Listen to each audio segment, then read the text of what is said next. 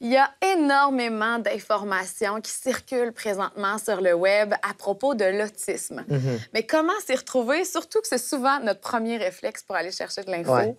Quel est le vrai du faux? Eh bien, c'est le défi que s'est lancé notre invité aujourd'hui, Marc-Olivier Schull. Bonjour. Bonjour. Bonjour, oui. Vous êtes doctorant en psychoéducation Exactement. et vous vous êtes rendu compte, vous aussi, que honnêtement, c'est difficile de s'y retrouver. J'ai réalisé que, autant en tant qu'intervenant qu'en tant que parent, que simple personne curieuse, aujourd'hui, si on veut trouver de l'information, non seulement on n'arrive pas à trouver de la bonne information, mais pire que ça, on a beaucoup de chances de tomber sur une information qui est erronée. Est-ce qu'elle est mal recensée ou est-ce qu'elle est difficilement accessible? Qu'est-ce qui explique ça? Alors, écoute, il y a beaucoup de recherches sur ce sujet, sur comment est-ce qu'on se retrouve dans une situation comme celle-là, et il y a beaucoup d'explications différentes. Mais un problème de base, c'est que la recherche scientifique est très difficile à accéder. Tu as plus de 3000 articles qui sont publiés chaque jour. C'est impossible pour quelqu'un de vraiment aller suivre toute cette information-là puis de réussir à la synthétiser pour des personnes. Et entre le moment où l'information est rendue publique par des chercheurs et le moment où elle est accessible par le public, il peut s'écouler plusieurs années même. Oui, en fait, des recherches qui ont été faites en santé publique disaient que la moyenne était de 17 ans. Ça, Wow. ça veut dire que si jamais... Ouais, ça veut dire que souvent des enfants, même si on trouve un traitement qui serait pertinent pour eux lorsqu'ils naissent, n'en entendront pas parler avant leur majorité. Wow. Mais pourtant, l'information est là. Mais c'est que d'avoir accès à cette information-là, qui est véridique, qui est bien fondée, tout ça, c'est là le gap parce qu'il y a trop d'informations finalement.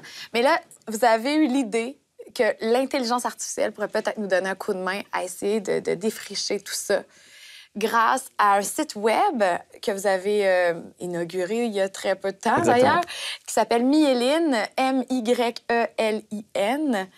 Et quelle est l'idée, finalement, de Myelin? C'est de nous faire un défrichage... Écoute, comme tu l'as dit, ce qui est extrêmement intéressant, c'est qu'il y a énormément d'informations, puis qu'on a une richesse dans toute la recherche qui se fait.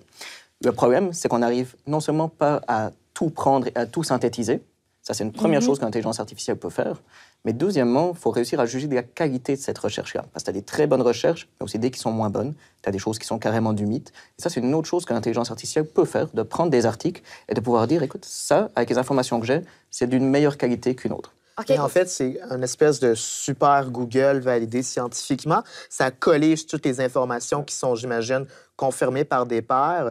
Puis après ça fonctionne par mots-clés. On dit, ben moi, autisme, TDAH, par exemple. On va me donner des solutions par rapport à ça. Alors, en fait, il y a plusieurs différences avec Google. C'est d'ailleurs un super bon exemple. Quand tu cherches sur Google, ce que ça fait, c'est que ça va vraiment rechercher tous les sites de façon à peu près équivalente. Il ne s'intéresse pas à la validité scientifique. Uh-huh. C'est un gros problème parce qu'aujourd'hui, par exemple, dans le domaine de l'autisme, on estime que c'est à peu près 80% des sites web qui sont avec de l'information erronée. Wow. Donc, déjà, à la base, statistiquement, tu as juste 80% de chances de tomber sur une information qui est fausse. Deuxième chose, quand tu vas aller chercher, par exemple, disons, diagnostic et autisme, intéressant, tu vas te retrouver avec plein de pages. Sauf que même si tu n'avais que des pages de bonne qualité, à un moment, il faut que toi, tu arrives à donner du sens à tout ça, puis te dire, OK, mais c'est quoi la conclusion? Ça, c'est ce que nous, on fait. C'est vraiment de dire, on extrait toutes les informations solides et on fait une synthèse. Mais plus que ça, notre machine est capable de comprendre ce de quoi elle parle. On ne va pas juste chercher toutes les pages où il y a le mot diagnostic et toutes les pages où il y a le mot autisme. Alors, pour te dire, tu cherches comment faire un diagnostic pour autisme, je vais répondre à cette question spécifique. C'est ça l'intelligence artificielle, en Exactement. Au début, l'intelligence artificielle va être quand même accompagnée Clairement. d'êtres humains. Sauf qu'éventuellement, ce serait quoi, un délai d'à peu près 2 ans? À peu près. En fait, c'est toujours difficile à évaluer, mais Oui. la façon dont ça fonctionne, c'est que ton intelligence artificielle, oui, tu peux lui donner beaucoup de données, mais ensuite, il faut lui apprendre à les traiter. Donc, au début, tu lui fais faire, par exemple, du travail de base, par exemple, de dire, écoute, élimine-moi juste les articles qui sont clairement de mauvaise qualité, de façon très évidente. Il n'y a aucune source de cité. Par exemple, où ça ne parle pas des conflits d'intérêts, ça ne parle pas de certaines choses. Ensuite, tu vas commencer à monter de plus en plus haut, de dire, OK, je vais te donner une petite tâche supplémentaire, regarde comment je la fais. C'est vraiment un peu comme... Il ne faut pas imaginer l'intelligence artificielle comme un enfant, mais il y a une idée d'apprentissage, de lui montrer petit à petit comment faire. Ouais, ça évolue, en fait. En ce moment, c'est disponible sous la forme d'un site Internet. Ouais. Donc, c'est déjà possible de s'y inscrire. Exactement. Moi, je l'ai fait. On se monte un profil. On spécifie, en fait, si on est une personne autiste, un spécialiste, une personne qui accompagne. Ça, est-ce que ça influence la manière dont on va aller chercher l'information ensuite? Oui, parce qu'en fait, si par exemple, toi, tu y vas en tant que parent, ben, les interventions que toi, tu vas pouvoir utiliser ne sont pas forcément les mêmes que ce qu'un psychologue pourrait utiliser. Tu vas souvent faire plus d'interventions à la maison, il y a vraiment des différences. Oui. Fait que le but, c'est vraiment de pouvoir tenir compte de toutes ces différences. Puis même plus loin, Si par exemple, tu es un homme ou une femme, puis ton enfant est un homme ou une femme, des fois, il y a des choses qui vont être plus efficaces. Donc, c'est vraiment tenir compte de tous ces aspects-là, de toutes ces caractéristiques-là, pour pouvoir dire dans ta situation spécifique à toi, qu'est-ce qui va marcher le mieux. Que ce soit de plus en plus du sur-mesure. Complètement. Et on était intrigués quand même avant l'enregistrement de savoir qu'est-ce qui est faux. Disons-le, parce qu'il y en a beaucoup, beaucoup de fausses informations, mais une fausse information là, qui, pour vous, vous dites non, vraiment, il faut arrêter de croire à ça. Là, pour moi, le meilleur exemple, ça reste l'influence du vaccin sur l'autisme. Il y a eu une étude il y a très longtemps, qui était d'ailleurs une fraude scientifique, qui avait dit que les vaccins causaient l'autisme. Depuis, on a eu énormément de recherches qui ont montré que c'était complètement faux. Mais simplement cette étude, ça veut dire qu'il y a plein de personnes qui ont arrêté de se vacciner, il y a des personnes qui ont été malades, il y a des personnes qui sont mortes à cause de ça. C'est un superbe exemple de pourquoi est-ce qu'il faut faire attention à la qualité de l'information. Et à l'inverse, là où votre projet prend beaucoup, beaucoup de sens aussi, c'est d'être capable d'avoir accès à des traitements qui existeraient, mais sur une base plus individuelle à ce moment-là, parce que ça ne peut pas s'appliquer nécessairement à tout le monde. Personnalisable. Exactement. C'est ça.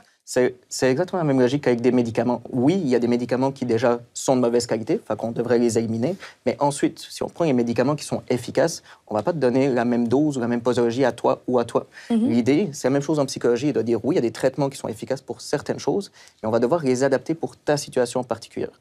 Et c'est ça qu'on veut, parce que malheureusement, il y a encore beaucoup de faux traitements qui circulent, qui sont erronés, voire dangereux, mais en plus, il y a beaucoup de bons traitements qui sont mal appliqués et où on perd d'efficacité. On comprend pourquoi c'est difficile aussi de se retrouver dans tout ça, parce que je disais qu'avec toutes les recherches qui se font sur l'autisme, si on voulait vraiment se tenir à jour manuellement, ça prendrait des dizaines d'heures de lecture par jour, c'est incroyable.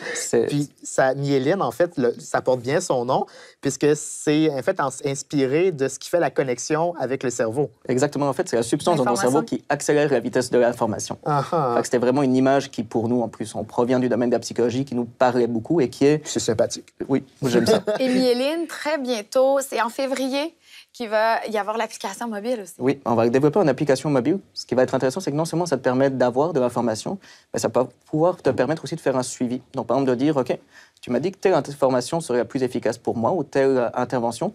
Excellent, on va mesurer, par exemple, certains comportements avant, on va les mesurer après, puis ça va pouvoir juste vraiment valider si ça a effectivement marché ou si au contraire, ça n'a peut-être pas marché malgré ce qu'on pensait. Puis du coup, on va pouvoir te recommander d'autres choses. Puis ça te permet aussi, encore là, de colliger d'autres informations qui pourraient être précieuses dans le futur. Totalement. Puis c'est pas tout, là, vous vous êtes attaqué à l'autisme, mais vous voulez élargir à tout le spectre de la santé mentale, en fait. Ouais. En fait, on a commencé par l'autisme parce qu'il y avait un besoin criant d'informations de bonne qualité. Mais ce problème-là, on le voit dans la totalité du domaine de la santé mentale, dans la totalité des aspects psychosociaux. On pourrait même en parler dans la totalité de la santé de façon générale. Nous, on se centre vraiment sur la santé mentale prochainement. On va étendre sans doute par thème les uns après les autres. Notre prochain thème sera sans doute sur l'hyperactivité. Et ensuite, continuer. Marc-Olivier Schull, félicitations pour cette initiative. Bravo. Merci beaucoup. On sait que quand on reçoit un diagnostic d'autisme, souvent on est pris d'une certaine panique. Plutôt que se rendre sur Google, on va pouvoir se rendre sur myéline. On va mettre l'information sur notre site internet amitélé.ca pour aller chercher vraiment les ressources qui sont validées scientifiquement. Merci beaucoup. Merci à vous.